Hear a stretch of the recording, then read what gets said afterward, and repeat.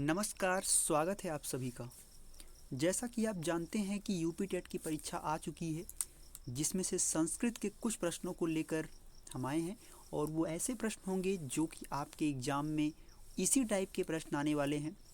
आइए देखते हैं पहले प्रश्न को। रा वर्ड का उच्चारण स्थान क्या होगा? तो रा वर्ड का उच्चारण स्थान क्या होगा? ऑप्शन नंबर ए है मूर्धा, दूसरा है तालु, तीसरा है कंठ और ऑप्शन नंबर डी कहता है कोई नहीं। एक एक ऑप्शन को हम देखते हैं।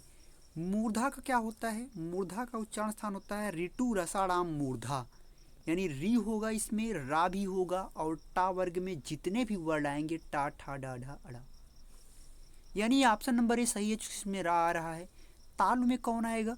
इचु यसा नाम तालु, यानी छोटी बड़ी, और चा वर्ग आएगा या और सा आएगा। और कंठ आपको पता ही है अकु विसर्जनीय नाम कंठा, यानी छोटा आ बड़ा आ का वर्ग और हा आएगा, आपको पता है। तो इसमें ऋतु रसाणाम मूर्धा से क्या बनेगा? रा, क्योंकि ऋतु रसाणाम रा शब्द आ रहा है ना इसमें, तो ऑप्शन नंबर ए सही हो जाएगा। चलते हैं अगले प्रश्न की तरफ। प्रयत्नों की संख्या कितनी है? आपको पता होना चाहिए कि प्रयत्न कितने होते हैं। तो ऑप्शन नंबर ए कहता है 2 प्रयत्न होते हैं, बी है 4, सी है 3 और डी कहता है 4। तो प्रयत्नों की संख्या होती है 2। एक होता है आभ्यंतर प्रयत्न, दूसरा होता है बाह्य प्रयत्न। और आभ्यंतर प्रयत्नों की संख्या भी कितनी होती है? 5 होती है, ध्यान रखिएगा। प्रयत्नों की संख्या होती है 2 और जो 2 प्रयत्न होते हैं उसमें से एक का नाम होता है आभ्यंतर प्रयत्न और दूसरे का नाम है बाह्य प्रयत्न। आभ्यंतर प्रयत्नों की संख्या होती है 5, जिसमें पहला होता है स्पृष्ट, पहले का नाम है स्पृष्ट, दूसरे का नाम है ईसत स्पृष्ट, यानी ईसत स्पृष्ट, तीसरे का नाम है ईसत विवृत, ठीक है, और चौथे का नाम है सिर्फ विवृत, पांचवें का नाम है समृत, ठीक है। यानी आप समझेंगे प्रयत्नों की संख्या 2 होती है, एक आभ्यंतर प्रयत्न, दूसरा है बाह्य प्रयत्न। आभ्यंतर प्रयत्नों की संख्या होती है 5, स्पृष्ट, ईसत स्पृष्ट, ईसत विवृत, विवृत और समृत। स्पृष्ट में होते हैं का से लेकर माँ तक के वर्ड होते हैं, यानी का वर्ग से लेके पा वर्ग तक पूरा। का वर्ग में से का खा गा घा इंगा, चा छा जा झा इया, यानी यहाँ पूरा इसे पा वर्ग तक आपको जाना है, इसीलिए कहा जाता है का से माँ तक। ईसत स्पृष्ट की बात की जाए तो जो अंतस्थ व्यंजन होता है या वराला वही होता है ईसत स्पृष्ट। ईसत विवृत की बात की जाए तो जो ऊष्म व्यंजन होता है सा खा साह, जिसे आप सा सा सा आप कहते हो, तो वो ईसत विवृत होता है। और विवृत की बात की जाए तो पूरा इसमें अच प्रत्याहार आता है, जिसमें आप कह सकते हो आ ई उ री री ए ओ औ। और समृत में आता है केवल छोटा आ, ठीक है। तो प्रयत्नों की संख्या हो गई 2, एक आभ्यंतर प्रयत्न, एक बाह्य प्रयत्न। आभ्यंतर प्रयत्न स्पृष्ट, ईसत स्पृष्ट, ईसत विवृत, विवृत समृत। और बाह्य प्रयत्नों की संख्या होती है 11, जिसके नाम आपको याद कर लेने हैं विवार, संवार, श्वास, नाद, घोष, अघोष, अल्प प्राण, महाप्राण, उदात्त, अनुदात्त, स्वरित। तो इस तरह से होते हैं ये। चलते हैं अगले प्रश्नों की तरफ। समृत प्रत्याहार में कौन से वर्ड आते हैं? अभी मैं पहले ही पढ़ा चुका समृत में कौन कौन से वर्ड आते हैं। हमने कहा समृत में केवल छोटा आ आता है, तो ये ऑप्शन नंबर 1 सही हो जाएगा। समय न गंवाते हुए आगे चलते हैं। बाह्य प्रयत्नों की संख्या मैं अभी पढ़ा चुका हूँ। बाह्य प्रयत्नों की संख्या 11 होती है। कौन कौन होते हैं? विवार, संवार, श्वास, नाद, घोष, अघोष, अल्प प्राण, महाप्राण, उदात्त, अनुदात्त, स्वरित। तो ये बाह्य प्रयत्न होते हैं। चलते हैं अगले क्वेश्चन पे। सवर्ण संज्ञा का सूत्र क्या होगा? आपको पता होना चाहिए सब संज्ञा, जितनी भी संज्ञाएं होती हैं उनकी सबके सूत्र क्या क्या होते हैं। तो सवर्ण संज्ञा की बात की जाए तो इसका सूत्र होता है हलो अनंतरा संयोगा।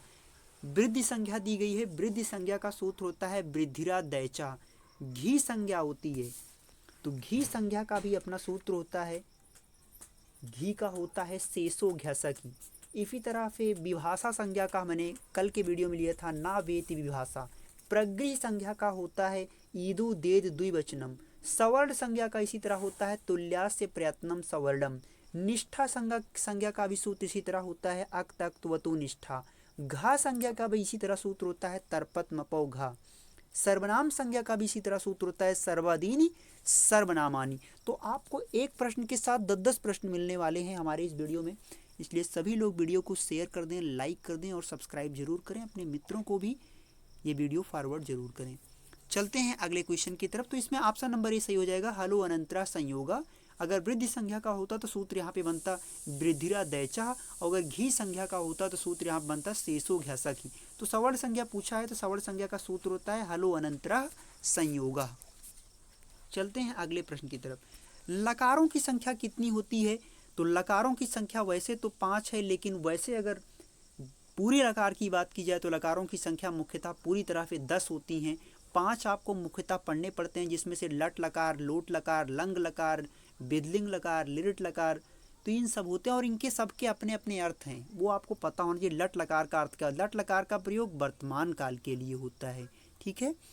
लट लकार का प्रयोग वर्तमान काल के लिए, लोट लकार का प्रयोग जो होता है आज्ञा देने के लिए, लंग लकार का प्रयोग जो होता है भूतकाल के लिए होता है, विधिलिंग का प्रयोग जो होता है चाहिए के अर्थ में या शर्त के अर्थ में होता है, जबकि जो लिरिट लकार होता है जिसमें आप जानते हो पठिष्यति पठिष्यतः पठिष्यन्ति चलता है, वो होता है भविष्य काल के लिए। लट लकार में रूप कैसे चलता है? पठति पठता पठन्ति। और लोट लकार में कैसे चलता है? लोट लकार में पठतु पठताम पठन्तु। और लंग लकार में अपठत अपठताम अपठन। और विधिलिंग में पठेत पठेताम पठेयु, इस तरह चलता है। तो इन सब का आपको मतलब भी पता हो किस लकार का प्रयोग किस अर्थ में होता है। तो लट लकार का प्रयोग वर्तमान काल में, लोट लकार का आज्ञा के लिए, लिट लकार का भविष्य काल के लिए, विधिलिंग का होता है शर्त के लिए या फिर संभावना व्यक्त करने के लिए, और लंग लकार का प्रयोग होता है भूतकाल के अर्थ में। एक प्रश्नों के साथ 10-10 प्रश्न हो जाएंगे लगभग। चलते हैं अगले प्रश्न में। इनमें से स्त्री प्रत्यय कौन है? अजा, कुमारी, नारी, गौरी। तो स्त्री प्रत्यय इसमें से सभी हैं। अजा हो, चाहे कुमारी हो, चाहे गौरी हो, चाहे नारी हो, तो इसमें चारों ऑप्शन सही हो जाएंगे। तो ये आज सिर्फ आपके सीख के लिए ऑप्शन बनाए गए थे, जिससे आप सिर्फ सीख सको। इसमें स्त्री प्रत्यय होगा, सब में होगा। उपसर्गों की संख्या कितनी होती है? 18, 22, 19, 20। तो उपसर्गों की संख्या संस्कृत में 22 होती है। ऑप्शन नंबर 20 सही हो जाएगा। उपसर्गों की संख्या 22 होती है। कारक कितने होते हैं? कारक संस्कृत में कितने होते हैं? कारक संस्कृत में 6 होते हैं, 5 होते हैं, 7 होते हैं या 8 होते हैं। तो संस्कृत में कारक की संख्या देखी जाए तो 6 होते हैं। चलते हैं अगले प्रश्न की तरफ। ये कुछ इंपॉर्टेंट क्वेश्चन थे कि कारकों की संख्या संस्कृत में 6 होती है। विभक्ति में कितनी होती है संस्कृत में? संस्कृत में 7 विभक्तियाँ होती हैं। अगले प्रश्न पे चलते हैं, रिवीजन के लिए है। आधिहरि में कौन सा समास होगा? आधिहरि, जिस शब्द के पहले आधि आधि लग जाता है वहाँ पे अव्ययी भाव समास होता है। अगर इसका विग्रह किया जाएगा तो हरव इति हो जाएगा। आधिहरि में क्या हो जाएगा? हरव इति। अगर इसका समास विग्रह अगर किया जाए लगेगा तो जैसे अधिहर आ जाए तो हरवती, अध्यात्मम आ जाए तो आत्मान इति, अधिगोपम आ जाए तो गोपी इति, ठीक है। तो इस तरह से आधिहरि में हमने कहा जिस शब्द के पहले आधि लगता है वहाँ पे अव्ययी भाव समास होता है। ट्रिक भी समझ लीजिए, तो अव्ययी भाव समास होगा इसमें। चलते हैं अगले प्रश्न की तरफ। उपगंगम, उपगंगम का हमेशा समीपम में समास विग्रह होता है। जैसे उपगंगम का हो जाएगा गंगा या समीपम, या इसी तरह उपनगरम आ जाए तो नगरा नगरस्य समीपम, उपकृफड़म आ जाए तो कृफड़स्य समीपम, उपकूलम आ जाए तो कूलस्य समीपम, या उपतटम आ जाए तो तटस्य समीपम। इस तरह से जहाँ जिस शब्द के पहले उप लगता है वहाँ पर भी अव्ययी भाव समास होता है। तो यहाँ पे ऑप्शन नंबर डी सही हो जाएगा। क्योंकि कोई ऑप्शन इसमें ऐसा नहीं है तो ये अव्ययी भाव समास इसमें होगा। सिर्फ सीख के लिए है ये। अतिनिद्रम में कौन सा समास होगा? तो कुछ एक्सेप्शन के रूप में आपको बता दें, 3 वर्ड ऐसे हैं जिसमें अति लगने पर अव्ययी भाव तो होता है लेकिन उनके विग्रह बदल जाते हैं। जैसे अति निद्रम है तो निद्रा संप्रति ना युज्यते, या अति स्वप्नम आता है तो स्वप्ना संप्रति ना युज्यते, और अति कंबलम आता है तो कंबलम संप्रति ना युज्यते। ये 3 शब्द ऐसे हैं जिसका समास विग्रह बदल जाता है, बाकी सबके वैसे ही होते हैं। बाकी जैसे अति हिमम आए तो हिमस्य अत्यया हो जाता है, अति रोगम आए तो रोगस्य अत्यय हो जाता है। तो कहने का भाव हुआ अति निद्रम में कौन समास हो जाएगा? अव्ययी भाव समास ही होता है। इसका समास विग्रह होगा निद्रा संप्रति ना युज्यते। चलते हैं अगले प्रश्न पर। नीत्वा में कौन सा प्रत्यय होगा? नीत्वा, हमने कहा जिस शब्द के लास्ट में आक्त्वा आक्त्वा निकले तो आप समझ ही पा रहे हो, ऑप्शन नंबर ए सही हो जाएगा।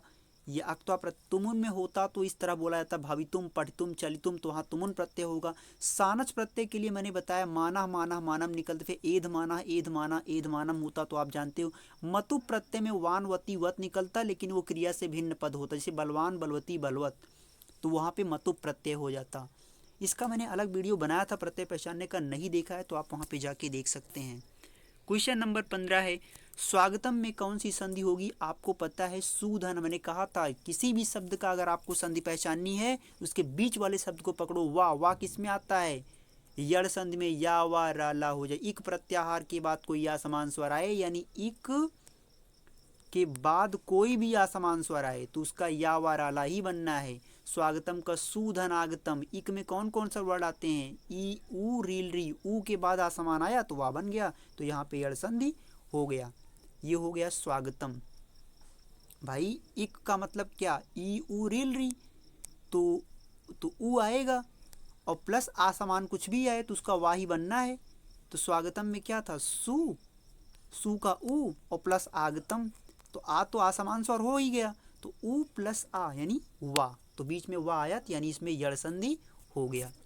आज के वीडियो में इतना ही। अगले वीडियो को हम जल्दी आपके लिए लाएंगे कल, जिसमें यूपी टेट के संस्कृत के लगभग सभी संभावित प्रश्नों की श्रृंखला उसमें हो जाएगी।